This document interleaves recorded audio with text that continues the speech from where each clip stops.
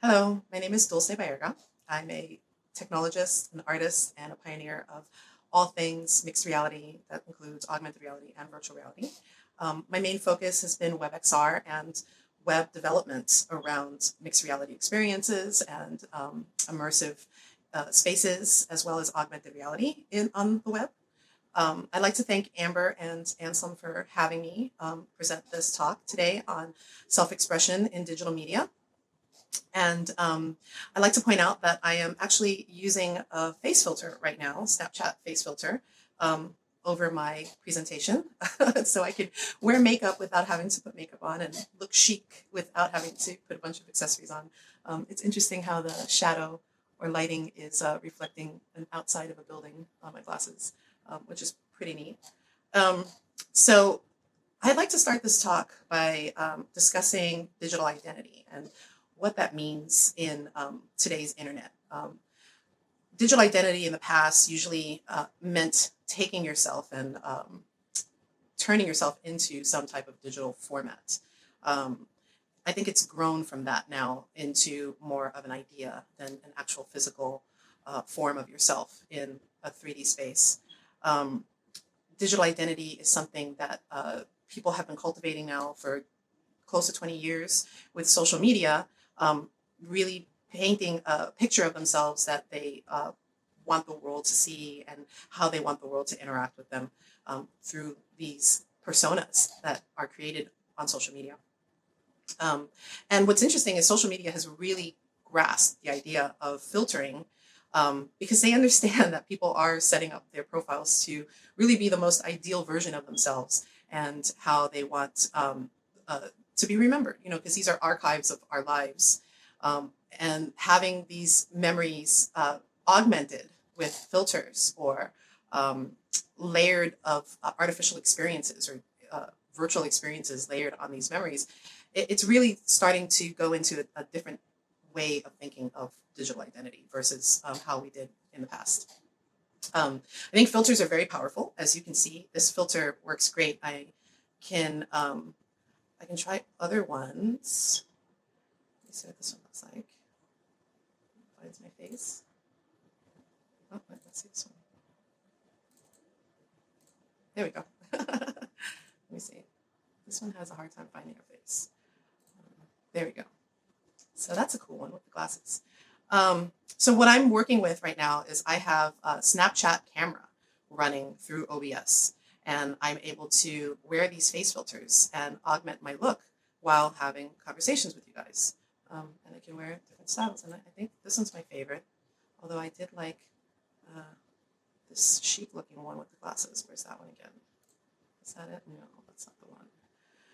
I'll go back to this one. So as you can see, it's fun. It's fun to play with these filters, to use them to give you a different persona, a different feel, a different identity.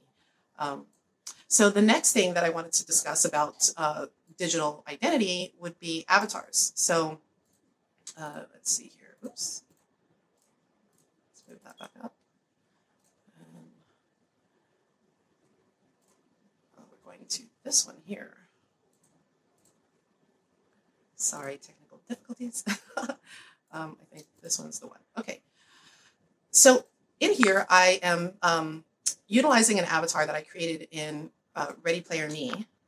It is a tool created by Wolf 3D, and it allows you to upload a photograph of yourself and create a 3D avatar that you can use in a space like Mozilla Hubs. Now, this avatar is fully rigged. Her eyes blink. Her mouth moves according to your language or how you're speaking. The body moves according to the head positioning of where you're rotating around the avatar's head. So you get some really beautiful movements going on with this avatar. And what's great is that Wolf 3D created this tool that you could go ahead and create an avatar pretty quickly. I'm not uploading a photo right now, but we'll just use a base one, right? So here's just this base avatar, randomized avatar, and I can go in, I can add different hair, right? I can go in and add some different clothing styles, change the eye color, change out the eyebrows. I can add some fun accessories and some makeup, right? And here I have a cute little avatar that I made really fast, just for fun. I can load a photograph, but this is a cute little avatar I just made really quickly that I can use and change my identity. So if I want to be this young lady in Hubs, I can now be the young lady, or I can go back and kind of look like myself if I wanted to. Then there's also the ability to use your real self in the space. So in Hubs here, I'm able to actually use my feed from my camera. So I have this cool thing happening here where I am augmenting my look in real life, and I have my real camera feed happening, but I'm in an augmented space or a virtual space, an immersive web space. This is Mozilla Hubs. This is a build I created. I made a Chanel room for a friend of mine so she could have a space to do demos and entice clients to come in. And I brought in this webcam avatar that was actually created by a hackathon participant in the Mozilla Hubs hackathon that just happened a few months ago. And this was one of the winning entries, and it became a standard functionality now in Hubs with this avatar. And as you can see, it's really cool. Take a photograph. And here I go. Got this nice photo that I can save of myself in Hubs, augmented through my webcam. Okay, so I think the next thing that we're going to talk about now is actual virtual humans. And oh no, I wanted to talk about the digital twin and what that really means. Like dive a little deeper into what that means, and that could lead us into virtual humans. Our digital twin, some people like to think of it as like your straw man or this entity that acts on your behalf across whatever platform it is representing you on. And yeah, that's true. But also a digital twin is an entity that you can create and you can seed and actually put out into the world as a true representation of you, of what you want it to be. So leading into these virtual human conversation, AI beings is something that is happening right now, and it's happening as we use social media, as we use our mobile devices and our phones. We're constantly seeding these machine learning algorithms information about us, what we like, what we don't like, who we communicate with, who we're socializing with, and we're creating this digital twin of ourselves that can really go out there autonomously and represent us and actually speak for us. Now, there's a slippery slope around all of that when you have a big company in control of that data and able to use that data whenever they want and not necessarily give you any benefit or give you your residual off of that data. You end up just giving it to them for free. And I think the web as a tool is to decentralize that is really powerful. And a lot of people aren't really paying attention to it deeply. But I think we should be paying attention to the fact that the web being a decentralized space of domains that allow people to build up these custom experiences, these custom places, and then have these beings that kind of operate those spaces for them and speak for these people or speak for the actual main user, is something that I see in the future really taking over and really becoming a natural part to the course of surfing the internet or going out to the internet. Instead of us going out searching for things and looking for things, those things are coming to us and just filtering. So like the best stuff just filters to the top. And I see that happening on Twitter and Facebook. The more that you spend cultivating your likes and interests, the better your newsfeed is. Same thing on YouTube. And that's just a simple idea of that. Imagine when you are actively creating small baby AIs and teaching those baby AIs how you are and what you are, and it goes out there and it represents you. And that's a really exciting thing for prospect for me in the future. I really think that having these digital AI beings will really change the game with a lot of the way we communicate with each other, the way that we share content, the way that we make content, the way that we take existing content and remix it and change it and turn it into something new and different. It just opens up a lot of possibilities. And one thing that comes to mind is a good friend of mine who has an application that has digital beings or uses digital beings is doing exactly that, just creating these entities that will go out and represent you and talk for you and be there and represent you without you having to be there, and it knows how to speak for you.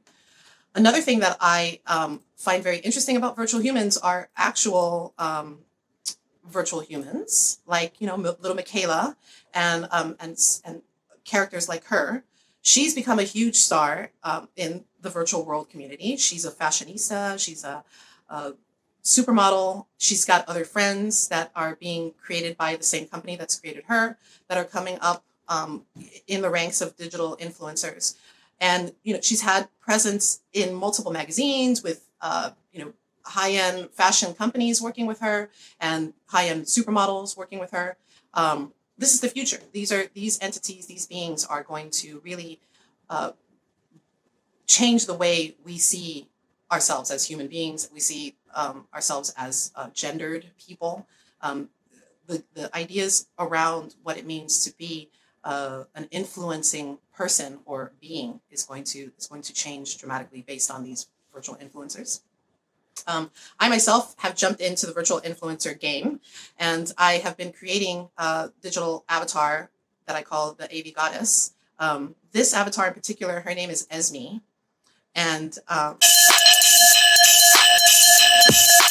I'm just doing animations with her and testing her out and trying to see how best I can display her to the world. I'm also, recognizing my roots as being a Puerto Rican and bringing Puerto Rican identity into the virtual sphere with these virtual beings, and creating, different types of animations and different inspirational styles for this avatar is something I'm really into right now, and different photographs that I've been creating, high renders. I've been making these high renders for NFT sales. So I have these pieces for sale on OpenSea, and I call this series in particular the NFT, Mystic NFT Witch, and she's manifesting current cryptocurrencies. And I know we're going in a dip right now, but we'll go back up again, and she'll be worth it. Okay. So the next thing I want to discuss is social metaverses, and specifically Mozilla hubs. So let me put the screen capture up here. So Mozilla hubs is a pretty interesting space. You can it's pretty easy to get in here if you understand 3D development and web development. It's pretty easy to get in here and start just building a space, and a space that is totally interactive and social. And I built this space right here. This is a demo room for new business. We could outfit this room depending on whatever client we have. So in this example I have it outfitted for Chanel. And then I've also created this chess room, and this chess space here is a fully functioning chess room. So I can actually play a piece. So right now I'm the white pieces, and I actually became a huge giant. So I don't know if I can see my camera or not. My camera might be too small. But I'm a huge giant right now, and I can play chess. I can actually move my pieces around. I can toss them around. There's a lot of physical properties that you can do here in hubs. And because I don't have another player, it's probably easier for me to toss these guys around right now. But this chessboard is fully functional, and you can come in here, you can play chess, you can socialize and hang out with friends, and create a room for yourself. It's on VRain. And there's quite a few interactive spaces like this happening across the internet. You just need to know where to find them, and you can find them usually on the Hub's Discord or Hub's directory.